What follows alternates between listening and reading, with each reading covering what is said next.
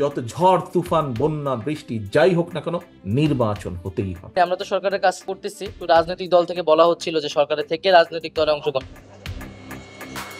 ছাত্ররা নিজেরাই একটি দল গঠন করবে, ছাত্ররা প্রস্তুত, তারা প্রচারণা চালাচ্ছে, তারা দেশ জুড়ে লোকজনকে সংগঠিত করছে। ফিনান্সিয়াল টাইমসকে এসব কথা বলেছেন অন্তর্বর্তী সরকারের প্রধান উপদেষ্টা অধ্যাপক মোহাম্মদ ইউনূস। বিশ্ব অর্থনৈতিক ফোরামের বার্ষিক সম্মেলন উপলক্ষে সম্প্রতি সুইজারল্যান্ডের সফর করেন প্রধান উপদেষ্টা। সেই সময় ব্রিটিশ সংবাদ মাধ্যম ফিনান্সিয়াল টাইমসের প্রধান বৈদেশিক বিষয়ক ভাষ্যকার গিডেন র্যাচম্যানের উপস্থাপনায় একটি পডকাস্টে কথা বলেন তিনি। বৃহস্পতিবার 30 জানুয়ারি র্যাচম্যান রিভিউ নামের ওই পডকাস্টে কথোপকথন লিখিত আকারে প্রকাশ করা হয়েছে। জাতীয় নির্বাচন নিয়ে এক প্রশ্নের জবাবে অধ্যাপক ইউনূস বলেন, তিনি নির্বাচনের সম্ভাব্য যে দুটি সময়ের কথা বলেছেন তা ভালো সময়, কারণ তিনি জাতীয় ঐক্য ধরে রেখেছেন। তিনি এটা থেকে বিচ্যুত হতে চান না।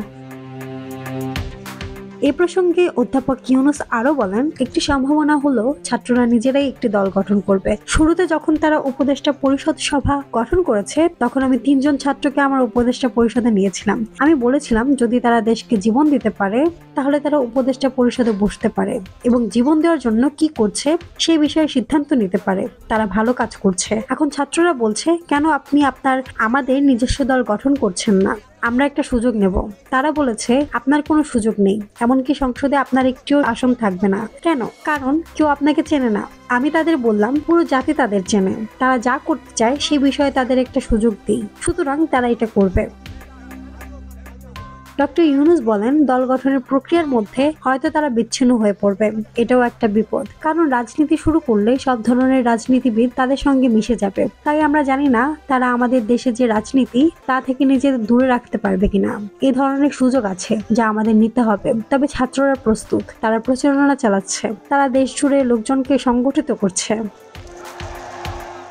পডকাস্টে উপস্থাপক গিডেন র্যাচম্যান বলেন, ভারতীয়রা যেসব বিষয়ে কথা বলছেন তার একটি বিষয়ে আপনার দৃষ্টি আকর্ষণ করতে চাই। তারা বলছে বাংলাদেশের অবস্থা খুবই নাজুক। অধ্যাপক ইউনূস হয়তো নাও ঠিক থাকতে পারেন, কিন্তু সেখানে ইসলামিস্টরা রয়েছেন যারা দেশের নিয়ন্ত্রণ নিতে যাচ্ছে। এ বিষয়ে আপনি কি বলবেন? জবাবে অধ্যাপক ইউনূস বলেন, আমরা এমন লক্ষণ দেখি না, অন্তত আমি এখন কোনো লক্ষণ দেখি না। তরুণেরা সত্যি প্রতিশ্রুতিবদ্ধ, তাদের খারাপ কোনো কিছুর সঙ্গে সংস্পর্শ নেই বা নিজেদের রাজনৈতিক আখের গোছানোর ব্যক্তিগত আকাঙ্ক্ষা নেই। তারা এই পরিস্থিতিতে রাজনৈতিক দল গঠন করছে বা রাজনীতিতে যুক্ত হচ্ছে, এটা দরকার। কারণ রক্ত দিয়ে তারা যেগুলো অর্জন করেছে সেগুলো তাদের রক্ষা করতে হবে, অন্যথায় সেগুলো সেই সব ব্যক্তি নিয়ে যাবে যারা বিগত প্রশাসন ও অন্যান্যর মতো সবকিছুর পুনরাবৃত্তি করার সুযোগ খুঁজছে।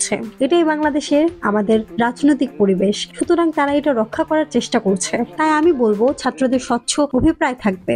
যাদের রক্তের বিনিময়ে অর্জিত হয়েছে। মাহমুদ আঞ্জুম বৃষ্টি, ডেস্ক রিপোর্ট, কথা কম।